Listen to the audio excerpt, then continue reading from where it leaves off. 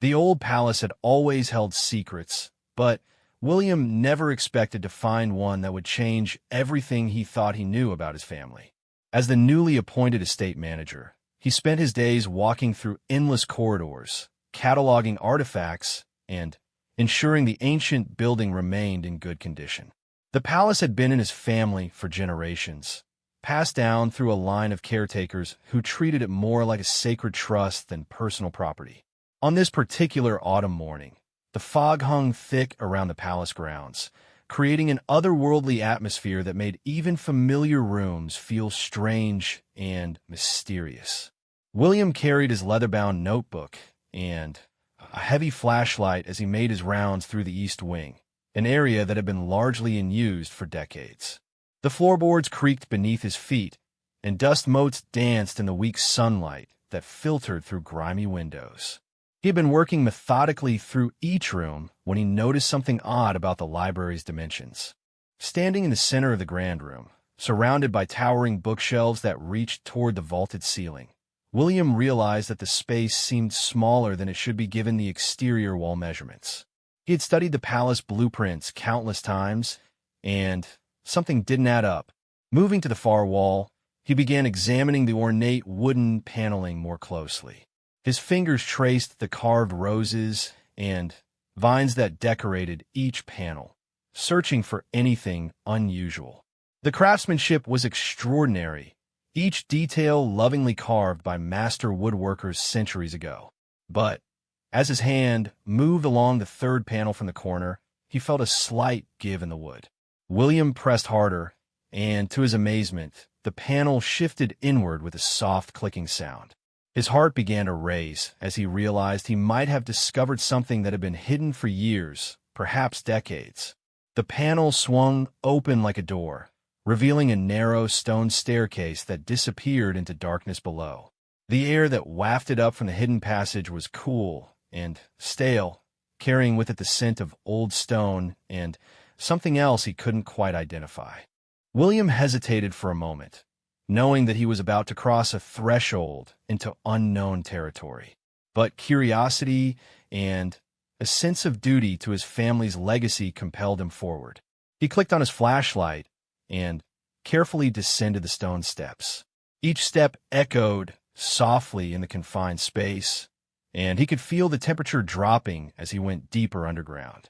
The walls were made of the same gray stone as the palace foundation, fitted together with such precision that barely any mortar was visible between the blocks. After what felt like dozens of steps, William reached the bottom and found himself in a small antechamber. The beam of his flashlight revealed another door, this one made of heavy oak reinforced with iron bands. An ornate lock mechanism sat in the center of the door, its brass surface green with age. To his surprise, a key hung on a simple iron hook next to the door, as if whoever had last been here expected to return soon. William's hands trembled slightly as he lifted the key and inserted it into the lock. The mechanism was stiff with age, but after some gentle persuasion, it turned with a satisfying click. The heavy door swung open, and William stepped in what could only be described as a vault. The room was larger than he had expected, roughly the size of a modest bedroom. Stone shelves lined the walls, filled with items that made William's breath catch in his throat. There were ornate jewelry boxes, leather-bound books, rolled documents tied with ribbon, and various artifacts that gleamed in his flashlight beam. The air here was remarkably well-preserved, suggesting that the vault had been sealed effectively against moisture and decay. But what drew William's attention immediately was not the treasure-like objects on the shelves. It was the portrait that hung on the far wall, directly opposite the entrance. Even in the dim light of his flashlight, he could make out the features of a beautiful young woman with kind eyes and a gentle smile. She wore an elaborate dress that suggested the portrait was from the Victorian era, and there was something hauntingly familiar about her face. As William approached the portrait for a closer look, his foot struck something on the floor. Looking down, he saw a small wooden box that had apparently fallen from one of the lower shelves. When he bent to retrieve it, the lid came open in his hands, spilling its contents across the stone floor. Photographs. Dozens of old photographs scattered around his feet, some dating back to the early days of photography. William knelt and began gathering them up, and his confusion deepened with each image he examined. Many of the photographs showed the same woman from the portrait, sometimes alone, sometimes with people he didn't recognize. But in several of the photos, she appeared alongside family members he definitely did recognize from other family portraits throughout the palace. One photograph in particular made William's heart skip a beat. It showed the woman standing in the palace's main garden, her hand resting on the shoulder of a young boy who looked remarkably like William's own grandfather as child. On the back of the photograph, in faded ink, was written, "Kate and Thomas, summer 1923. William sat back on his heels, trying to process what he was seeing. His grandfather Thomas had never mentioned anyone named Kate, and William had never seen any record of her in the family documents he had studied. Yet here was clear evidence that she had been an important part of the family, important enough that someone had created this secret vault to preserve her memory. Standing up, William began to examine the other items in the vault more systematically. There were letters tied with blue ribbon, their envelopes yellowed with age. A leather journal with a worn cover sat on one of the middle shelves. Several pieces of jewelry, including a beautiful sapphire necklace that caught the light like captured starlight. And books, lots of books, many of them appearing to be poetry collections and novels that had been popular in the early 1900s. William opened one of the letters, being careful with the delicate paper. The handwriting was feminine and elegant, and it was signed, "All my love, Kate." The letter spoke of missing someone terribly and hoping for their safe return. It mentioned walks in the garden and evenings spent reading together in the library. The tone was intimate and loving, but there were no specific details that might reveal the nature of the relationship. The leather journal proved even more intriguing. The entries were dated from 1922 to 1924, and they were clearly Kate's diary. William read several entries by flashlight, growing more fascinated and confused with each page. Kate wrote about living in the palace, about the family she had come to love, and about a happiness that seemed almost too good to be true. But she also wrote about a sadness that grew deeper as the entries progressed, and about difficult decisions that lay ahead. One entry, dated December 1924, was particularly poignant.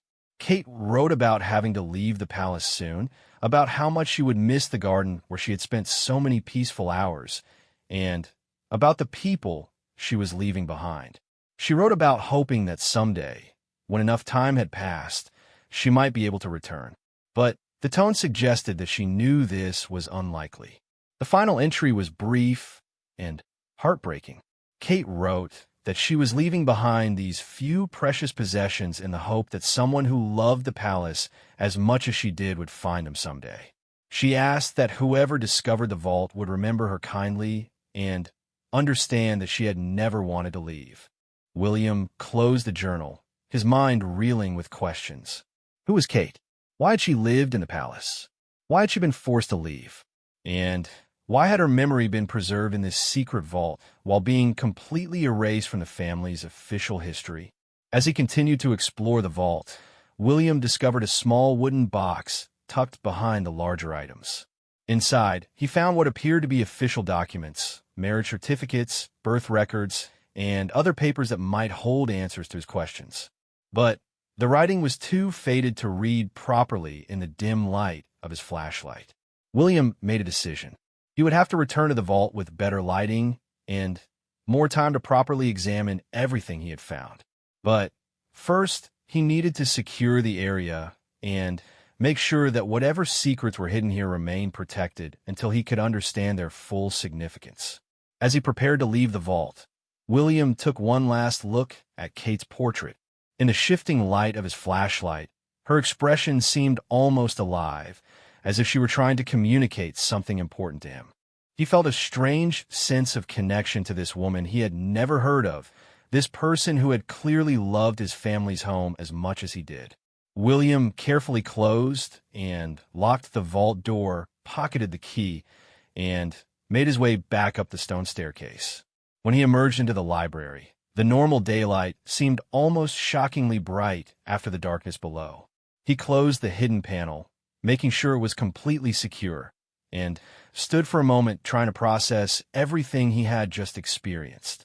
The discovery of the vault had raised far more questions than it had answered, but William knew that he had stumbled upon something significant. Kate's story, whatever it was, deserved to be told, and somehow he felt that she was counting on him to uncover the truth.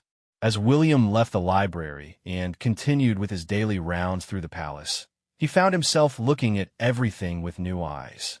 How many other secrets might the old building be hiding? How many other stories have been lost to time and silence? And, most importantly, what had happened to Kate that had required her memory to be preserved in secret while being erased from family history? The weight of the key in his pocket felt significant, like a responsibility he had inherited without asking for it. William knew that he would return to the vault soon, armed with better equipment and more time to properly investigate. Kate's story was waiting to be discovered, and he was perhaps the only person who could tell it.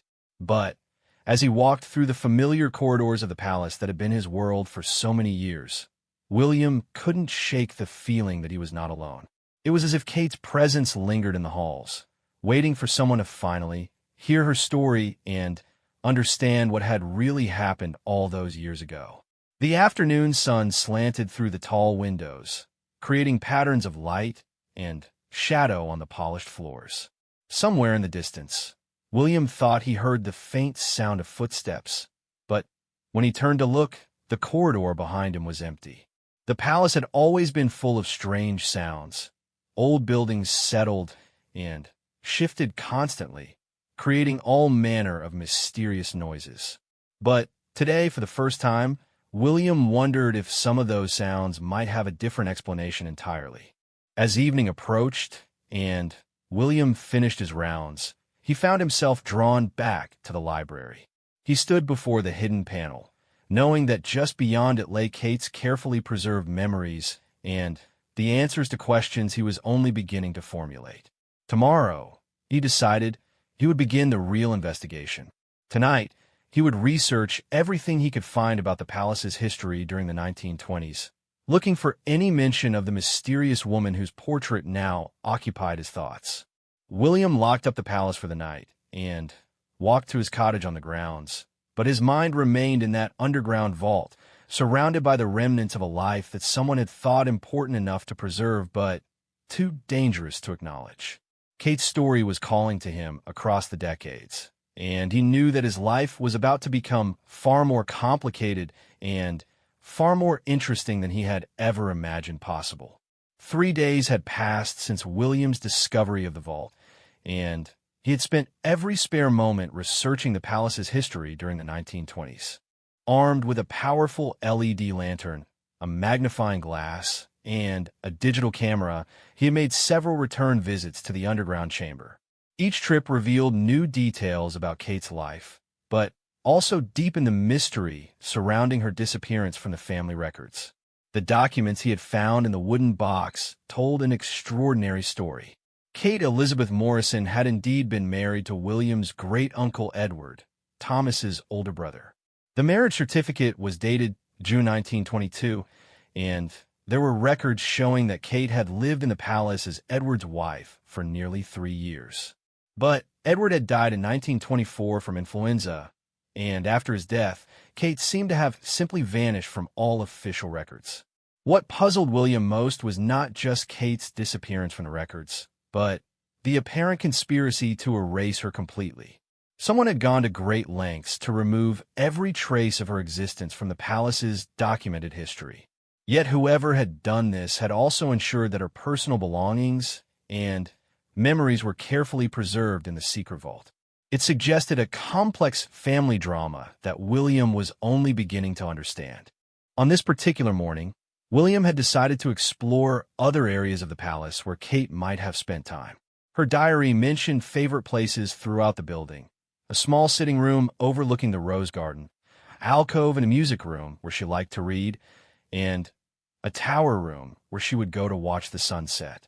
William hoped that by visiting these places, he might find additional clues about what had happened to her.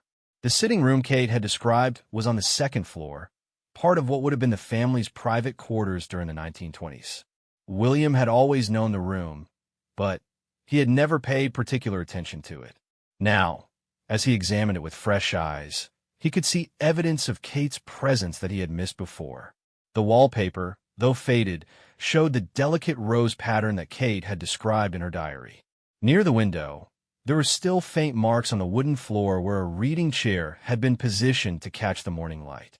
And on the windowsill, someone had carved a small K in the wood, so subtle that it was nearly invisible unless you knew to look for it.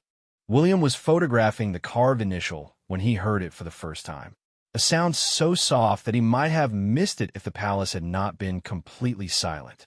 It was the distant sound of a woman's voice, singing something that might have been a lullaby. The melody was hauntingly beautiful, and it seemed to come from somewhere deeper in the building. He stood perfectly still, straining to hear more. The voice continued for several moments, the melody drifting through the corridors like a memory made audible. William tried to determine the direction of the sound, but it seemed to echo from multiple directions at once, making its source impossible to pinpoint.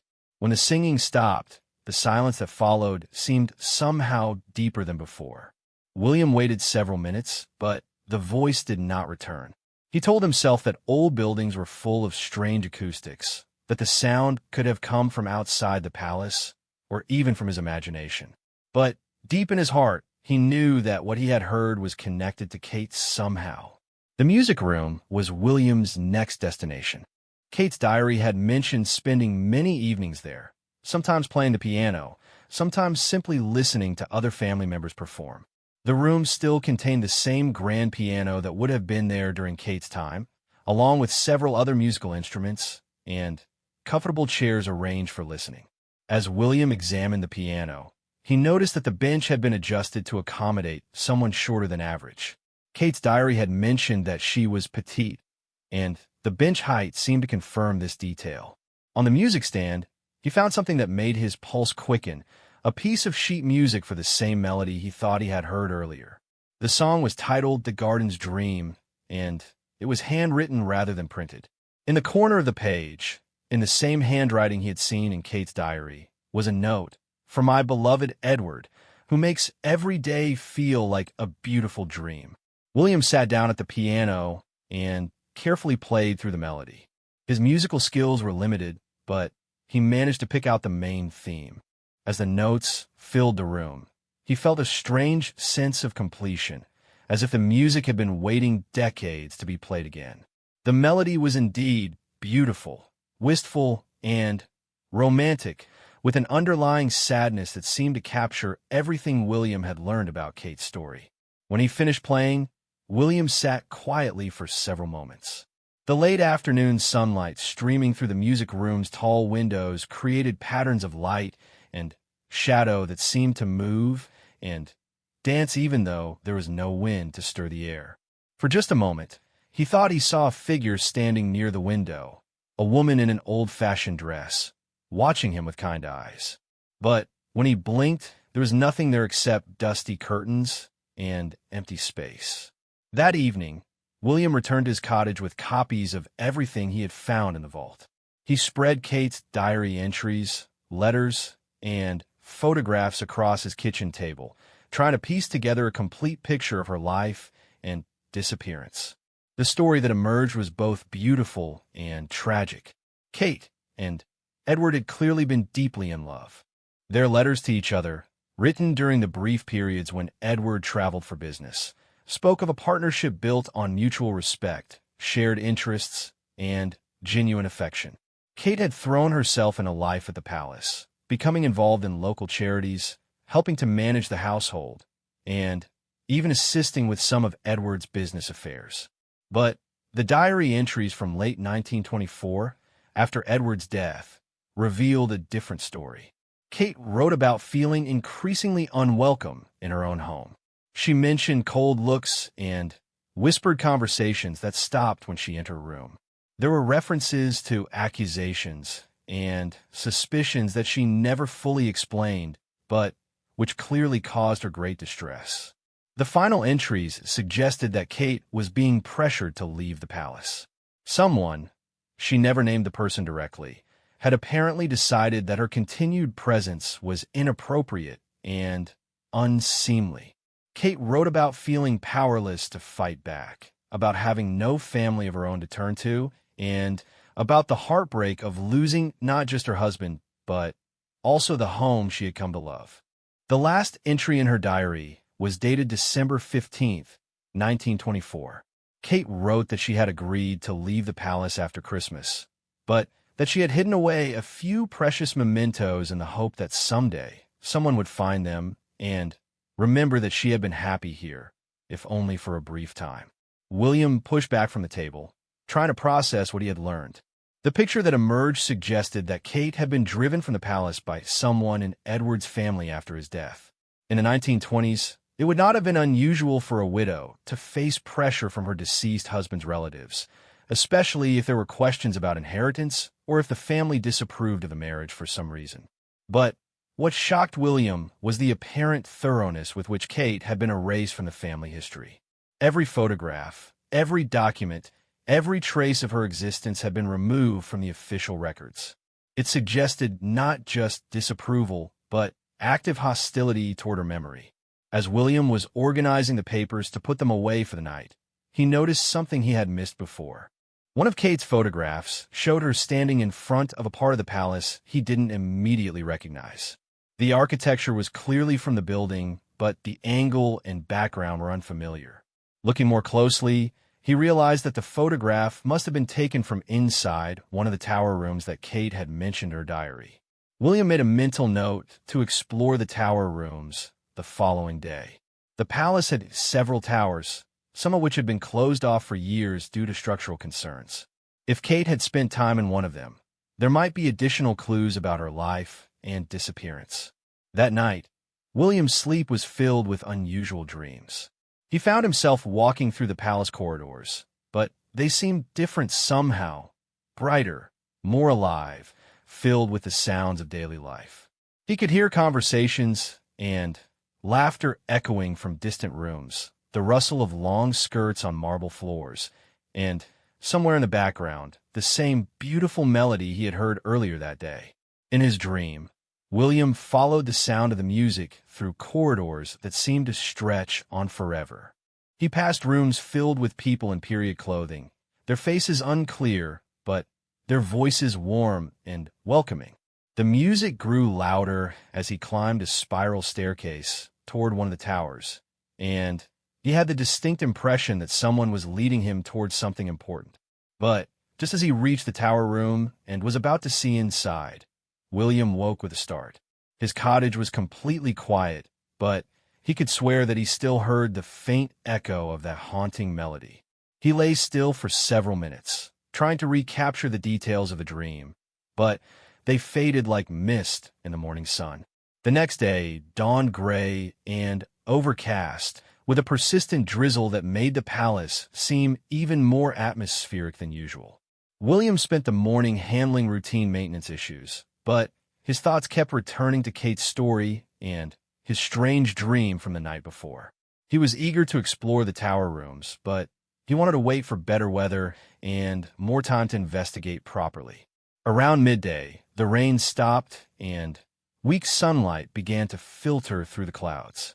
William gathered his investigation equipment and made his way to the main staircase that led to the palace's upper floors. The tower rooms were accessed through a narrow staircase that branched off from the third-floor landing. The door at the bottom of this staircase had been locked for years, but William had keys to every room in the building. The staircase was steep and narrow, clearly designed for servants rather than family members. William climbed slowly, noting that the steps showed signs of regular use despite the fact that the tower had supposedly been closed for decades. Someone had been coming up here regularly and recently. At the top of the stairs, William found himself in a small circular room with windows facing in all four directions. The view was spectacular. He could see the entire estate spreading out below, from the formal gardens immediately around the palace to the rolling hills that marked the property boundaries. It was easy to understand why Kate had loved coming here. But what captured William's attention immediately was the evidence that someone had been using this room recently. There was a comfortable chair positioned to face the west window, and a small table beside it held a glass of water that was still clear and fresh. On the windowsill sat a small vase containing wildflowers that couldn't have been picked more than a day or two ago.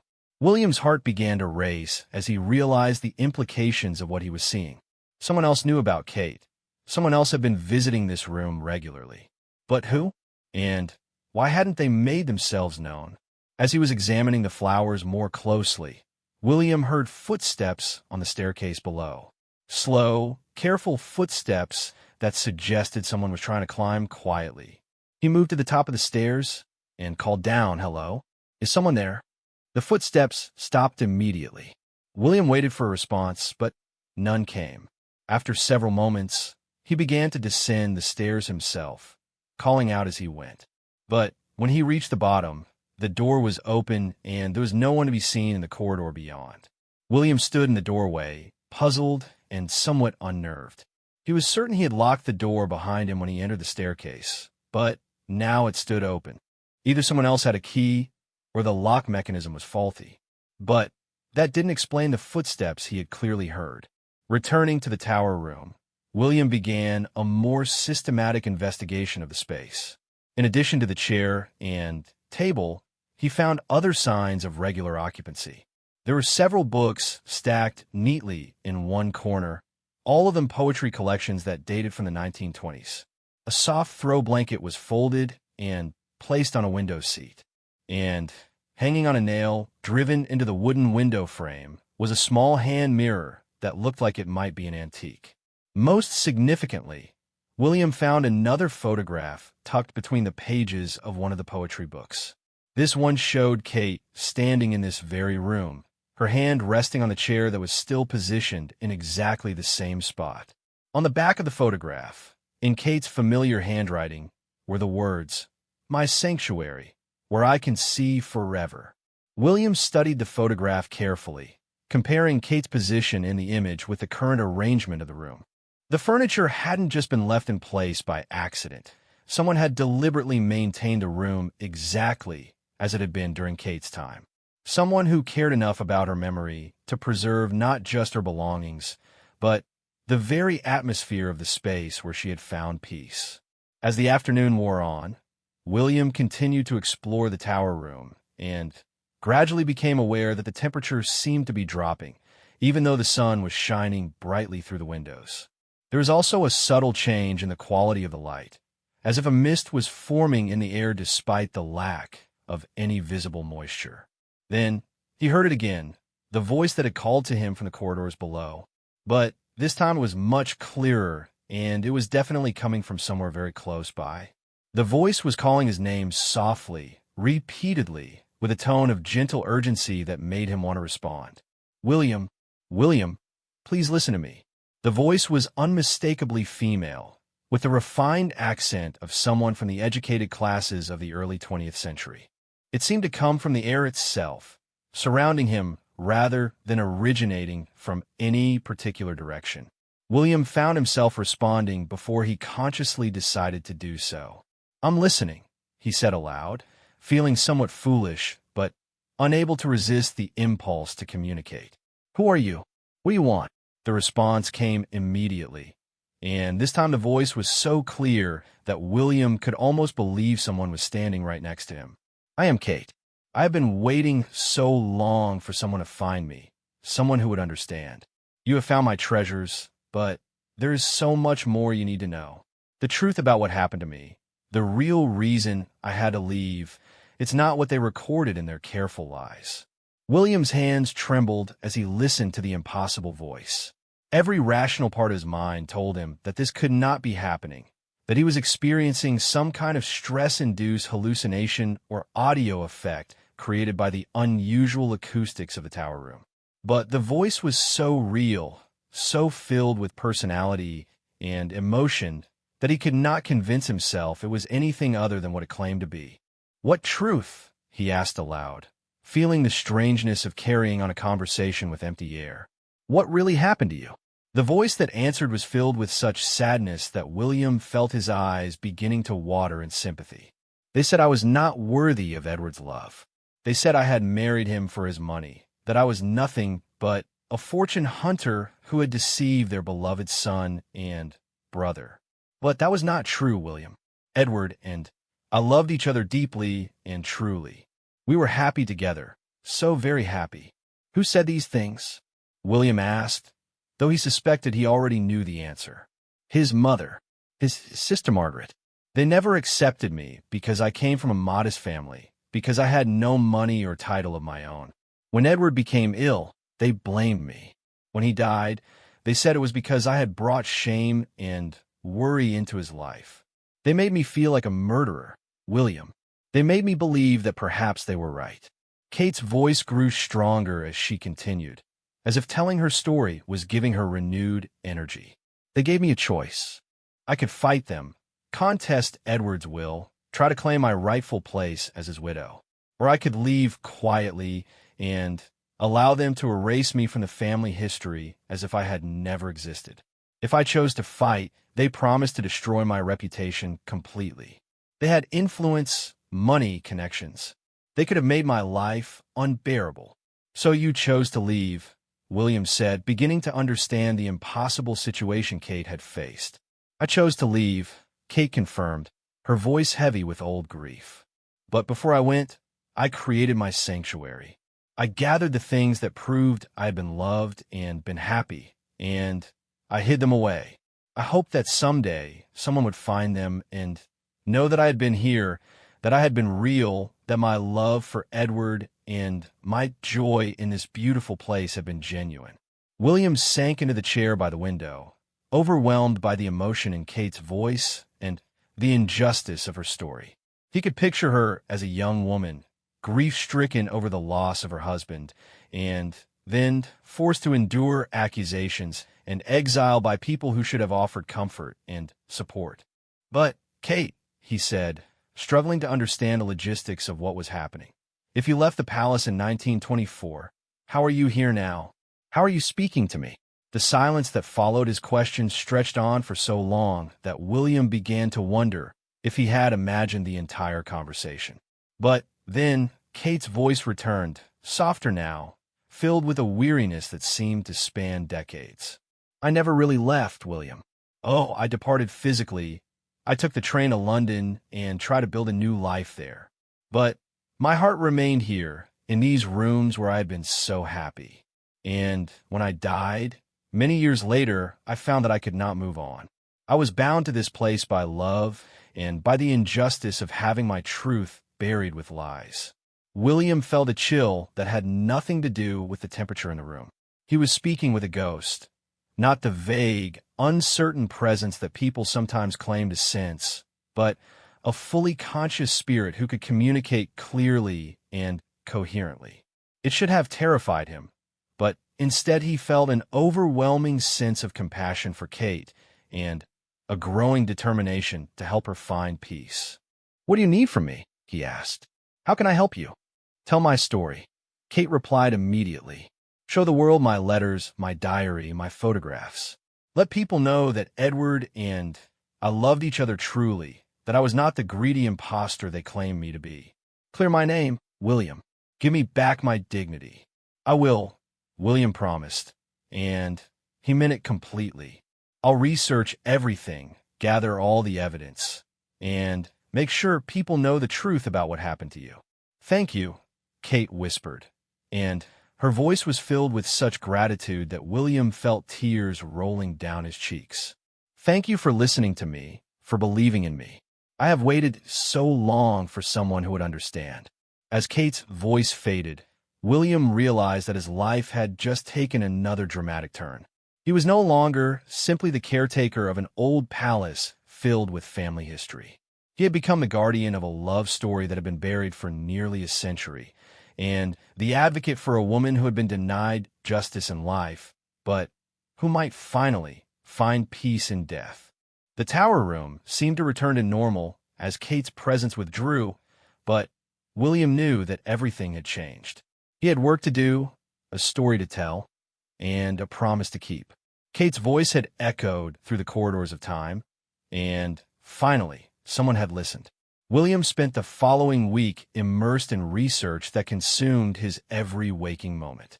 His promise to Kate had awakened a determination he had never experienced before, and he approached the task of uncovering the truth about her life with the dedication of a detective solving a crucial case. The palace's extensive library became his second home, and he requested additional records from local archives, determined to piece together a complete picture of what had really happened to Kate Morrison in 1924. What he discovered painted a picture far more complex and disturbing than even Kate's own account had suggested. Through careful examination of local newspapers, legal documents, and correspondence found in various family files, William began to understand the full extent of the conspiracy that had been mounted against Kate after Edward's death. The key figure in Kate's downfall had indeed been Edward's mother, Lady Margaret Ashworth, a woman of considerable social influence and ruthless determination. William found references to Lady Margaret in society pages and charitable organization records that revealed her as someone who wielded her family's status like a weapon, crushing anyone who threatened her carefully maintained social position. Edward's marriage to Kate had apparently been a source of constant tension within the family. Kate came from what the records euphemistically called reduced circumstances. Her father had been a country doctor who had died when she was young, leaving his daughter with little more than a good education and impeccable manners. In Lady Margaret's social circle, this background made Kate utterly unsuitable as a wife for the heir to the Ashworth fortune. William discovered correspondence between Lady Margaret and several prominent family friends that revealed the depth of her animosity toward Kate. In letters written during Edward and Kate's engagement period, Lady Margaret had referred to Kate as that scheming creature and had actively worked to convince Edward to break off the relationship. When Edward refused and proceeded with the marriage, Lady Margaret had apparently begun planning Kate's eventual removal from the family. The most damning evidence William found was a series of letters between Lady Margaret and the family's legal advisors, written in the weeks following Edward's death. These letters revealed a calculated campaign to challenge Kate's position as Edward's legal heir and to pressure her into renouncing any claim to the family property. Lady Margaret had enlisted the help of Edward's younger sister, Margaret Jr., and several other family members in what amounted to a coordinated assault on Kate's reputation and legal standing. But perhaps most shocking was William's discovery that Lady Margaret had actually forged several documents to support her claims against Kate. In the family's safe, William found what appeared to be two different versions of Edward's final will. One that left the bulk of his personal estate to Kate, as would have been normal and legal, and another that severely limited her inheritance. Handwriting analysis would be needed to be certain, but William strongly suspected that the second will was a forgery created to pressure Kate into leaving without a fight. The newspapers from the period provided additional context that filled William with anger on Kate's behalf. Several society columnists had written thinly veiled articles about inappropriate marriages and unsuitable persons who had infiltrated proper families through deception and manipulation. While Kate was never named directly, the details made it clear that she was the target of a deliberate campaign of character assassination. William also found evidence that Lady Margaret had used her social connections to spread rumors about Kate's background and motivations. Letters from family friends contained references to whispered stories about Kate's true nature and suggestions that she had somehow hastened Edward's death for financial gain. These rumors were clearly baseless. Edward had died from influenza during a widespread epidemic that had claimed thousands of lives, but they had apparently been effective in isolating Kate and undermining her support within the family social circle. As William delved deeper into the records, he began to understand why Kate had ultimately chosen to leave rather than fight back. The forces arrayed against her had been overwhelming. Not just Lady Margaret's personal hostility, but an entire social system that was designed to protect established families from what were perceived as threats from below. Kate would have been fighting not just for her inheritance, but for her very survival in a world that offered few options for women without family support or independent means. But the most heartbreaking discovery came when William found Kate's original correspondence with the family's lawyers. In these letters, written in the weeks after Edward's death, Kate pleaded for basic fairness and respect. She offered to compromise on financial matters, asked only for the right to remain in the palace for a reasonable mourning period, and begged to be allowed to keep a few personal mementos of her life with Edward. The lawyers' responses, clearly dictated by Lady Margaret, were cold, threatening, and utterly without compassion. In one particularly cruel letter, the family's chief legal advisor had written, "Mrs. Ashworth's continued presence in the family home is a source of distress to the deceased's legitimate relatives and an impediment to their proper grieving. Her departure at the earliest possible moment would be in everyone's best interests, including her own." William found himself clenching his fists as he read these documents, imagining Kate's anguish as she received such heartless correspondence during what should have been a time of comfort and support. It was clear that she had been given no real choice: submit to exile and character assassination, or face a legal and social battle that would have destroyed her completely. But William also discovered evidence that Kate had not been entirely without allies during her ordeal. Hidden among the family papers was a letter from Dr. Henry Morrison, the local physician who had treated Edward during his final illness. Dr. Morrison had written to the family's lawyers defending Kate's character and refuting any suggestion that she had contributed to Edward's death in any way. Mrs. Ashworth was a devoted and attentive wife throughout her husband's illness, Dr. Morrison had written. She nursed him with dedication and tenderness, sought every possible medical intervention, and was clearly devastated by his passing. Any suggestion that she acted improperly or with mercenary motives is not only false, but deeply offensive to anyone who witnessed her genuine love and grief. William also found references to household staff who had spoken favorably about Kate, describing her as kind, generous, and deeply committed to her role as Edward's wife. A former housekeeper had written to a friend that the young mistress was always considerate of the servants and never put on airs despite her position. She truly loved Master Edward and was never anything but proper in her conduct. These testimonials painted a picture of Kate that was completely at odds with the image that Lady Margaret had tried to create. They showed a woman who had been genuinely loved and respected by people who had known her personally, and who had conducted herself with dignity and grace even under the most difficult circumstances. Armed with this evidence, William began to understand the full tragedy of Kate's story. She had been punished not for any wrongdoing on her part, but simply for daring to marry above her social station, and for threatening the carefully controlled world that Lady Margaret had constructed around her family.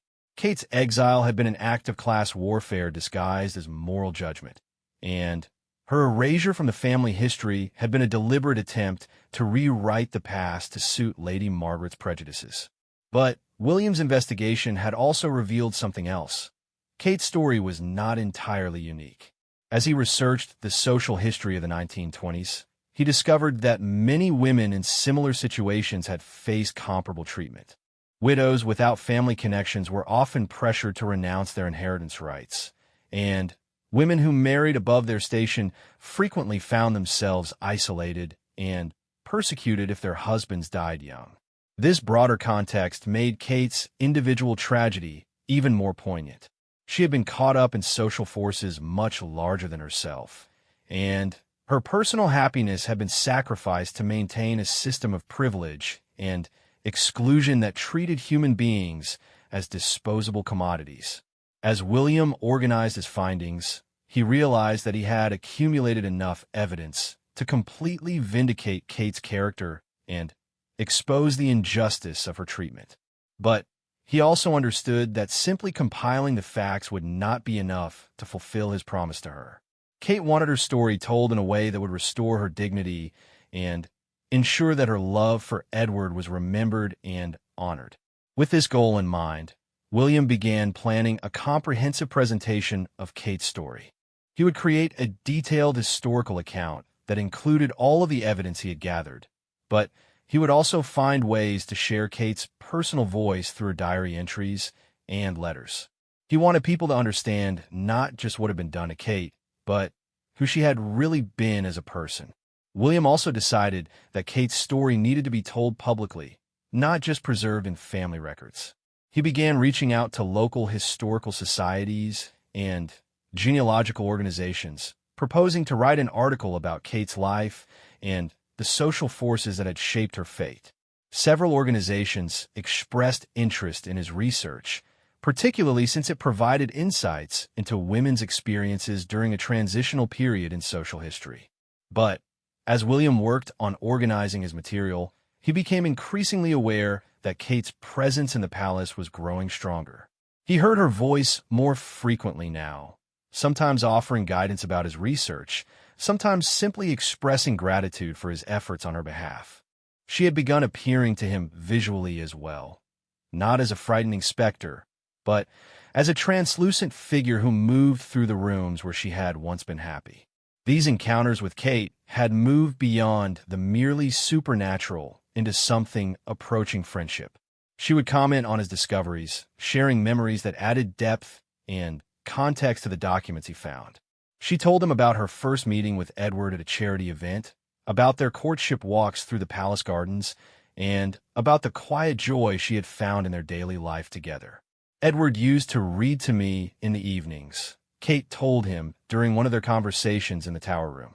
He had such a beautiful voice, and he would choose poetry that he thought I would enjoy. He never talked down to me or treated me as an ornament. He valued my opinions and included me in decisions about the estate. We were true partners, William, in every sense of the word. These personal details made Kate's story even more compelling for William. He could picture her as a real person with hopes, dreams, and genuine emotions, rather than just a victim of historical injustice.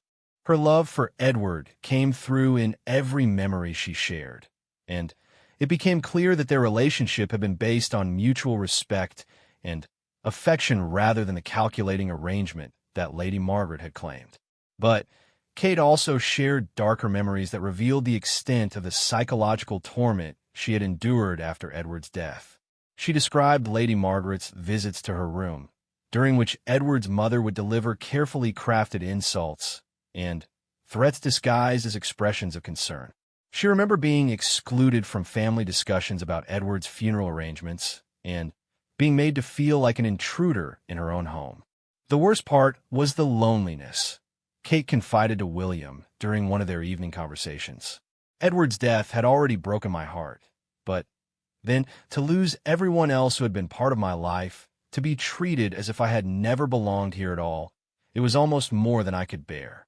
I began to doubt my own memories, to wonder if perhaps I really was the terrible person they claimed me to be. William found these revelations particularly heartbreaking because they revealed the psychological sophistication of Lady Margaret's campaign against Kate. It had not been enough to drive Kate away. Lady Margaret had also wanted to destroy Kate's sense of self-worth and her confidence in the love she had shared with Edward. It was a form of emotional cruelty that spoke to depths of malice that William found almost incomprehensible. As his research progressed, William also began to uncover information about what had happened to Kate after she left the palace. Using records from London archives, he traced her movements during the years following her exile. She had initially found work as a governess with a family who knew nothing of her background, and she had lived quietly under an assumed name for several years. Later records showed that Kate had eventually married again, a kind but much older widower who had offered her companionship and security in her later years. She had never had children, but she had apparently found some measure of peace in her second marriage. She had died in 1957, having lived more than 30 years beyond her exile from the palace. This information provided William with mixed emotions. On one hand, he was relieved to know that Kate had not spent her entire life in misery and isolation. She had found ways to rebuild her life and had apparently known some happiness in her later years. But, on the other hand, it was tragic to think that she had been forced to abandon her identity and live under an assumed name in order to escape the persecution that had driven her from the palace. Most significantly, William discovered that Kate had never stopped loving Edward or the palace where they had been happy together.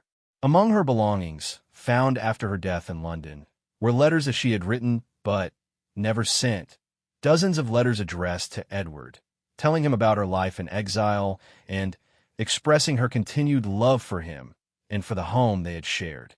In one of these unsent letters, dated on what would have been their 10th wedding anniversary, Kate had written, "My dearest Edward, I still walk through our beautiful palace in my dreams every night.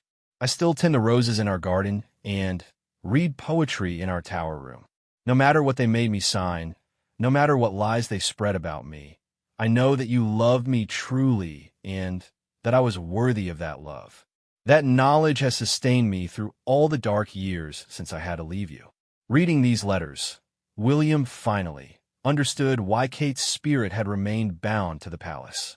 She had never truly accepted her exile, never stopped believing that she belonged in the place where she had known love and happiness.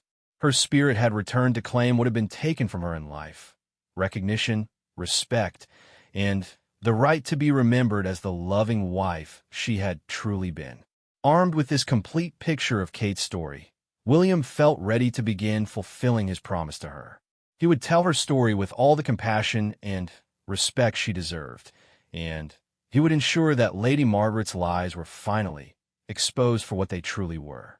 Kate Morrison Ashworth would take her rightful place in the family history, and her love for Edward would be remembered and celebrated rather than hidden and denied. But first, William knew that he needed to share his discoveries with Kate herself. She had waited nearly a century for someone to uncover the truth about her life, and she deserved to know that her patience had finally been rewarded. The vindication she had longed for was within reach, and William was honored to be the person who could finally give her the justice she had been denied in life. The morning William chose to share his complete findings with Kate was one of those perfect autumn days that seemed to have been designed for important moments. Golden sunlight streamed through the palace windows, and a gentle breeze carried the scent of late-blooming roses from the garden that Kate had loved so dearly. William gathered all of his research materials and made his way to the tower room, knowing that this conversation would mark the culmination of weeks of intensive investigation and emotional investment. Kate was waiting for him, her translucent figure more solid and visible than he had ever seen her before. She sat in her favorite chair by the west window, and for a moment, the sight of her there was so natural that William could almost forget the extraordinary nature of their relationship. She looked exactly as she had in her photographs, young, beautiful, with kind eyes that seemed to hold depths of both joy and sorrow. "You have found something important," Kate said as William arranged his papers on the small table. "I can feel it in the air, a sense of completion, of truth finally coming to light. Tell me, dear William, what have you discovered?" William took a deep breath, knowing that what he was about to share would be both vindicating and painful for Kate to hear. "I've found everything, Kate. The whole story, the documents, the letters, the evidence of what was really done to you. And I've also found proof of your life after you left the palace. You were never forgotten, and you were never as alone as they wanted you to believe."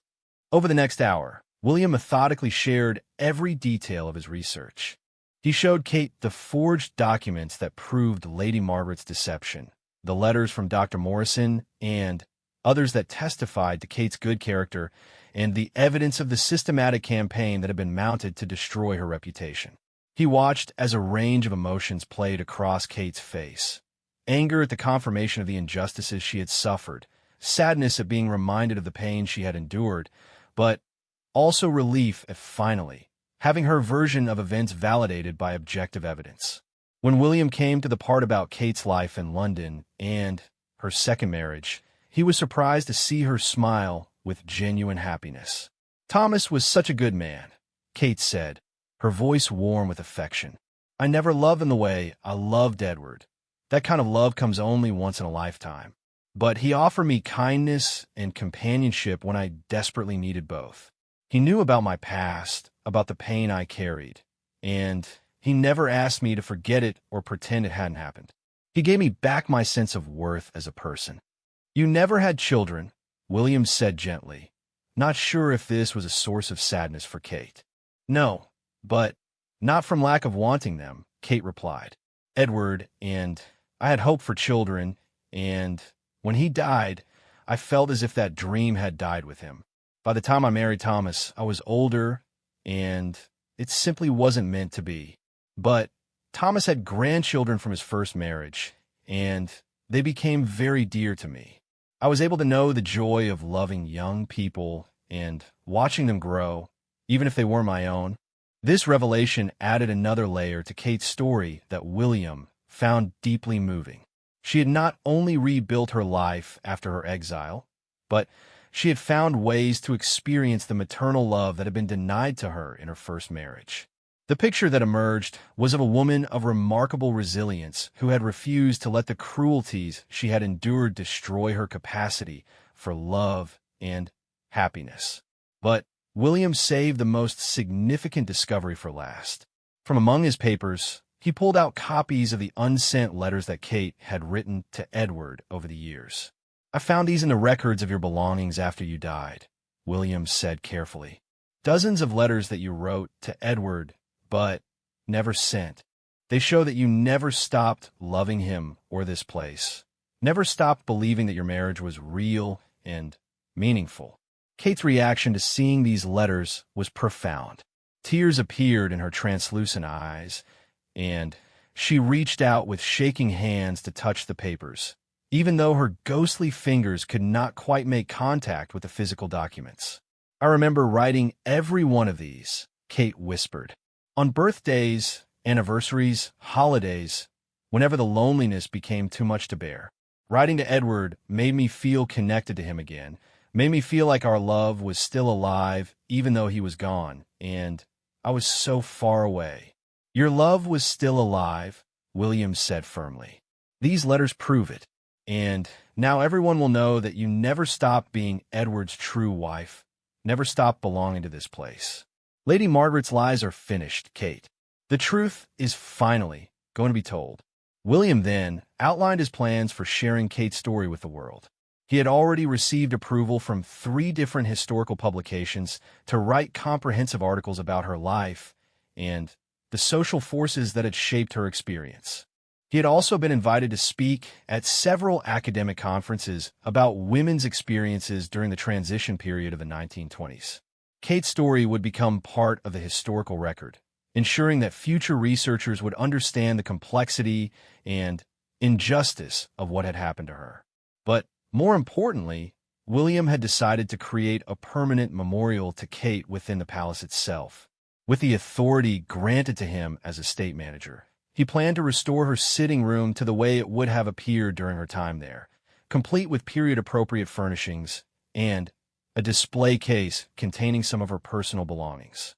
He would also commission a proper portrait to hang alongside the other family portraits in the main hall, giving Kate her rightful place in the visual history of the palace. "I want visitors to know that you lived here, that you were loved here, and that you belonged here," William explained. "Your story deserves to be told in the place where it happened, where people can understand the full context of your life and the injustice of your treatment." Kate listened to these plans with growing amazement and gratitude. "You would do all of that for me? You would give me back my place in this house, make me part of the family history again?" "It's not about giving you anything," William replied. "It's about restoring what was stolen from you. You were always part of this family, always belonged in this house. I'm just correcting the historical record to reflect the truth." As they continued to talk, William became aware that something fundamental was changing in Kate's presence. The sadness and longing that had always emanated from her spirit seemed to be lifting, replaced by a sense of peace and satisfaction that was almost tangible. Her form appeared more solid than ever before, but also somehow lighter, as if a great burden was being lifted from her. "I feel different," Kate said, wonder in her voice. "For the first time since I died, I feel like I can rest. The weight I've been carrying for so many years, the anger, the hurt, the need to be vindicated, it's finally lifting. You've given me what I've been waiting for all this time, William. You've given me justice." William felt a profound sense of accomplishment and emotional completion. The promise he had made to Kate was being fulfilled, but more than that, he had been privileged to help heal a wound that had been festering for nearly a century. He had been able to give peace to someone who had been denied it in life, and he had ensured that a genuine love story would be remembered rather than forgotten. But Kate had one more request before she could finally rest. "There's something I need you to do for me," she said, her voice taking on a new quality of serenity. "In the garden, near the rose bed that Edward and I planted together, there's a stone bench where we used to sit in the evenings. I want you to place a small memorial there, nothing elaborate, just something that says Kate and Edward were here, and that they love this place and each other. Will you do that for me?" Of course, William promised immediately. "I'll have it made and installed as soon as possible. What would you like it to say?" Kate thought for a moment, and then smiled with the first expression of pure happiness William had ever seen on her face. "Just this, in memory of Kate and Edward Ashworth, who found perfect love in this perfect place, 1922 to 1924. That's all I need, William.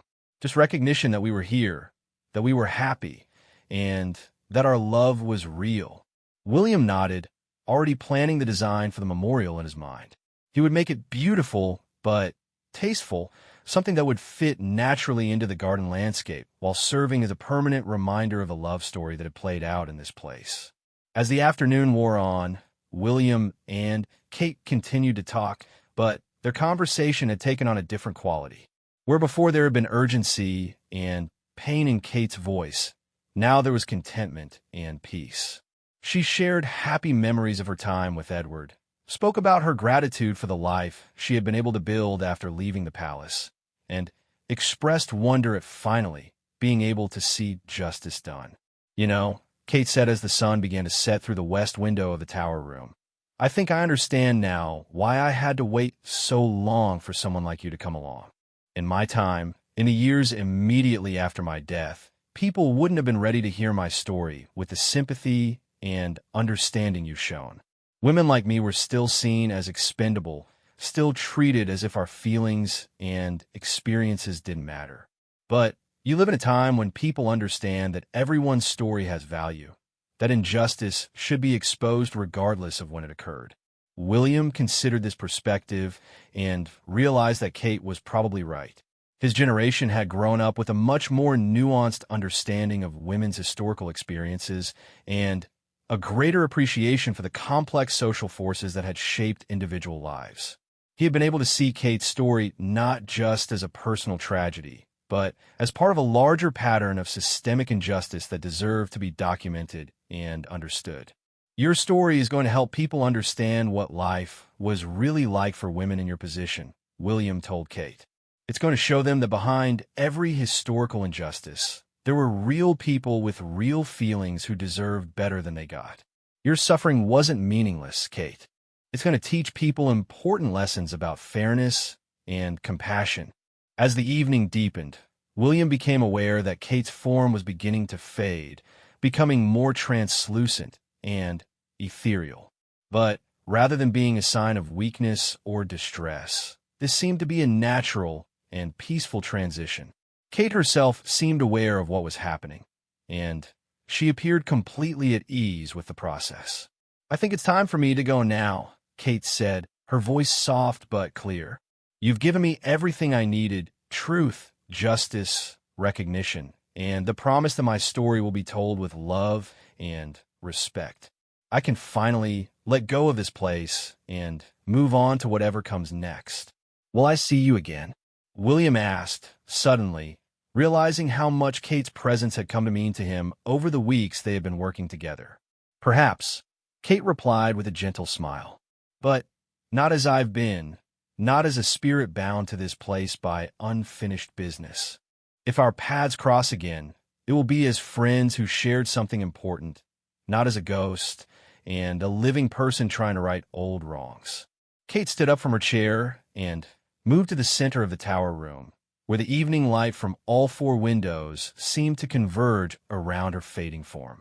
She looked more beautiful and peaceful than William had ever seen her, and he understood that he was witnessing something sacred, the moment when a tortured soul finally found rest. "Thank you, William," Kate said, her voice now seeming to come from very far away. "Thank you for believing in me, for caring about my story, for giving me back my dignity and my place in this family. Edward, and I will never be forgotten now, and that means everything to me."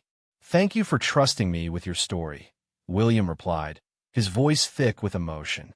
"It's been the greatest privilege of my life to help you find justice."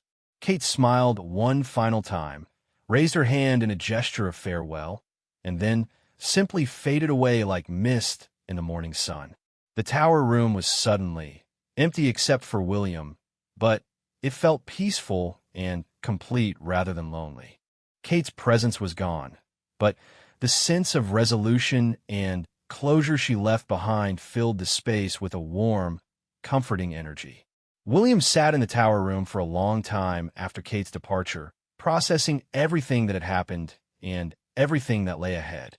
He had work to do, articles to write, presentations to prepare, memorials to commission, but he approached these tasks with a sense of joy rather than burden. He was going to tell a love story that deserved to be told, and he was going to ensure that justice was finally done for someone who had waited far too long to receive it. As William finally rose to leave the tower room, he noticed that the wildflowers Kate had been keeping fresh in the small vase had somehow transformed into white roses, the same variety that she and Edward had planted in the garden all those years ago. It was a final sign from Kate, a symbol of the love that had transcended death and the peace that had finally been achieved. William carefully picked up the white roses and carried them down from the tower through the corridors where Kate's voice had once echoed with loneliness and longing, and out into the garden where she and Edward had walked together during their brief but perfect time of happiness. He placed the roses on the spot where he would soon install Kate's memorial bench, making a silent promise that their story would be told with all the love and respect it deserved. The palace settled into evening quiet around him, but it was a peaceful quiet now, free of the restless energy that had pervaded the building for so many decades. Kate was finally at rest. Edward's true love had been vindicated, and the truth had triumphed over the lies that had been told about them. William looked up at the tower room windows, glowing golden in the last light of the setting sun, and smiled. Somewhere, he was certain, Kate and Edward were together again, finally, free to love each other without interference or judgment. Their story would live on in the palace where they had been happy, and future generations would know that true love could overcome even the cruelest injustices, even if it took nearly a century for justice to finally arrive. The mystery of the hidden vault had been solved, Kate's voice had been heard and answered, and the palace could begin a new chapter in its long history, one where all of its stories would be told truthfully, and where love would always triumph over hate in the end.